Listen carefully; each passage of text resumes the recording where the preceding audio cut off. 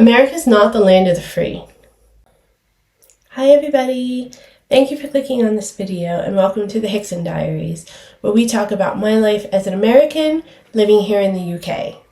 Today, I wanted to talk a little bit about the myths that we are told as Americans, specifically about it being the greatest country in the world and finding the American dream. In America, we equate being constantly busy and always having things to do and being in demand with success. But in reality, that's a huge rat race that just wears you down and makes you so tired that you are unable to really be there and be present for the people that you care about, for the people that you're working so hard for. In essence, you're trading your life for the corporate dollar or the big business dollar. It is ingrained in us from a very young age that that is the only way to achieve success. And if it's not happening to you, it's usually a fault in you. It's your fault if you're not successful. It's your fault if you fall on hard times or you have a difficulty that you need to overcome, whether it be something, inward, like a learning disability or a disability in general, or some kind of financial insecurity, don't have as much opportunity in the place that you're growing up in, or you don't have access to higher education or to more prestigious opportunities that might be held by someone in a different area of the country. We're also taught that entitlements is a really bad word. So if you fall on hard times and you need assistance, not only is it extremely difficult to get government assistance in America, most people have shame tied to taking that help and taking that assistance because, again, it's a fault within you that you've fallen to that poverty level that you need the government to step in order to feed your children or find decent, safe housing, even pay your medical costs. It's actually considered a deficiency on your part to have the government take care of your basic needs, even in the worst of circumstances. A lot of people rely on debt in order to survive, in order to keep up appearances, in order to not fall into the poverty levels that government housing and all of that shame, or government assistance and all of that shame comes with. And you factor in the fact that it's a highly consumer-based culture to begin with. You have a really cool car and you have a really great house and you're wearing great clothes and you're able to go on nice big vacations, and the appearance is that you're doing very, very well. And even though a lot of it is built on the fact that you're borrowing from the future or you're borrowing from these big banks that you're going to have to pay back eventually, that still equates to success in America. It is so much better for you to rely on yourself and to work hard and to not get help from the government, to not get help from the community in any way, to not get help from your inner circle in any way.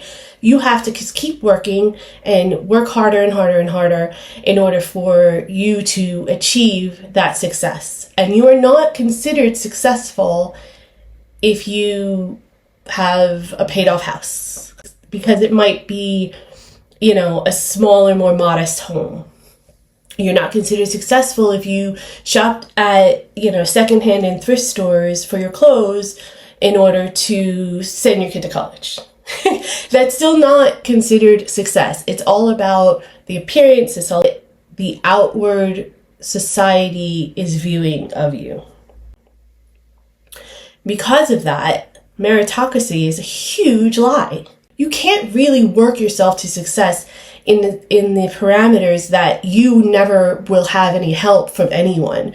You always need help, whether it be from your inner circle, whether it be from an educator, whether it be from some kind of financial assistance so you can go to higher learning institutes, whether it be from the government at some points. Everybody needs help sometimes. Nobody can do it all on their own. And the idea that the individualism is revered more than the government or the community or the country taking care of its citizens and making people whole is just completely been debunked, I've realized, since I've moved here to the UK.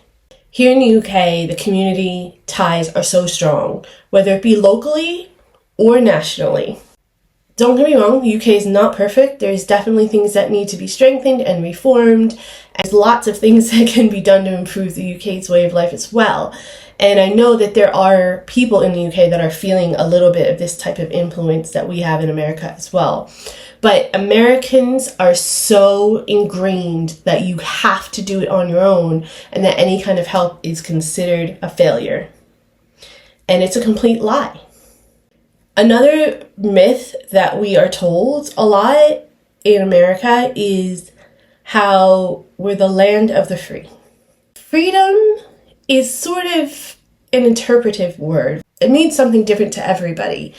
And when Americans typically use the word freedom, they're talking about freedoms to rights, freedoms to do things, freedoms to say things, freedoms to have opportunities. You're not going to be restrained or restricted in any way. But what a lot of people don't realize, and I myself am included in this, definitely came to a huge realization of it as I've lived here in the UK for a while, is that freedom shouldn't be to be able to do something. Freedom should really be from something. You should be able to be free from harm, whether that harm is coming from a corporation or your company or a government or another person or a certain sector of society. You should be able to be free from the burden of having to work so hard and give up so much of your life in order for a company to make a profit.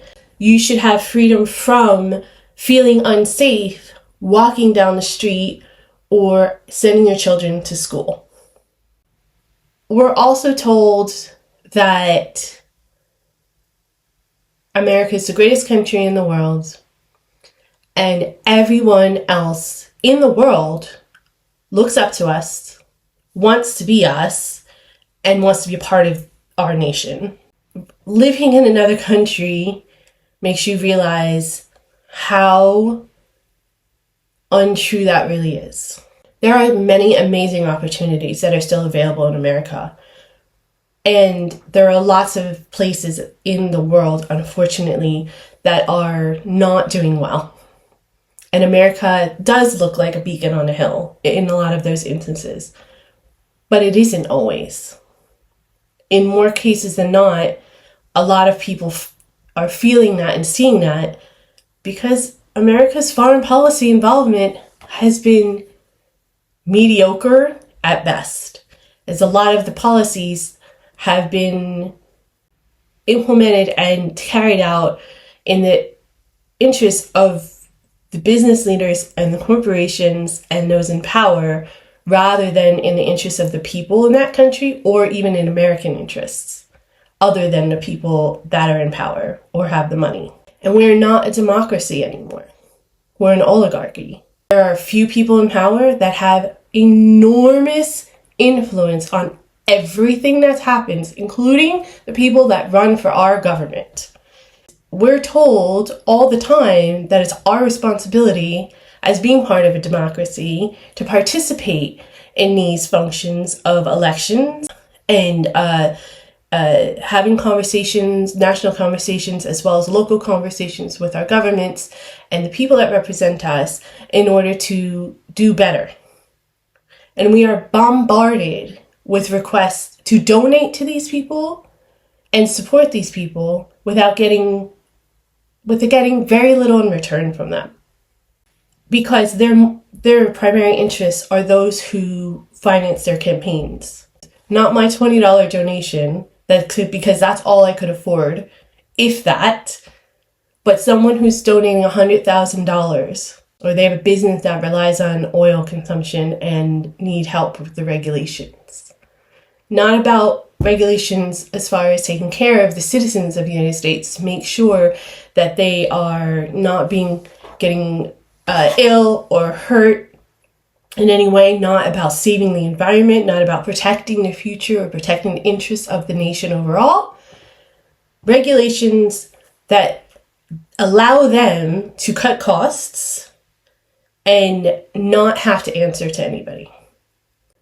We're told from a very young age that the American dream is to become well educated, get a really good job, make sure that you get a good house, consume, put back into the economy, and making sure you participate in elections, and work as long as you can, as hard as you can, to keep the economy going for the good of the nation. That's not my American dream. My American dream is for my child to go to a school where they don't have to feel like they're going to be shot or hurt, even without an active shooter in the area, because there's an armed policeman on the premises. My American dream is to be able to go to a city and enjoy the sights and sounds and everything it has to offer without having to feel like I'm in danger all the time. My American dream is to not have to give up the prime of my life or the time with my child in order to work for a business that will cut me in a second if my salary meant the difference between them making their profit margins and providing funds for their shareholders or not. My American dream is to be able to travel while I'm young enough and physically able to and enjoy my life. My American dream is to support my community, to support those in need, to be able to support my family as well as people around me that need help, whether it be with education, in order for them to better their futures, or with a health concern that they cannot afford to pay for on their own, or to be able to live in a place that is safe, or provide healthcare, mental health, and safety for people that may need assistance in a mental health capacity, or our veterans who put their lives on the line, in most cases, just to better the interests of these oligarchs and the government officials, and are struggling with mental health issues, are struggling to find housing, and are struggling to feed their families. Because the idea of America is about opening your borders to people that are different, being able to have conversations with people that you may not agree with, but being able to find common ground and move forward and progress and live together in harmony and peace. And there's nothing about America, at least from my experience, that represents that in this moment. For me, Americans are brainwashed into thinking these things because they're so disconnected from a lot of the world, and they're able to be controlled by being told these lies. And when you step out of that bubble and you actually see a different way of life, and you see how a community can come together and support its citizens without having to take away any of the individual successes, it's a really eye-opening experience. My hope for America, that someday enough people will be able to debunk these American dream myths and find what it really does truly mean for them, and be able to form a society in the future where it really does realize what the idea of America was supposed to be. And hopefully go back to a time where it becomes a democracy again, a real true democracy, and is able to achieve greatness within itself and for its citizens. I was able to find my American dream, but I had to leave the United States to find it. And that is a very sad, honest view of what America is really like.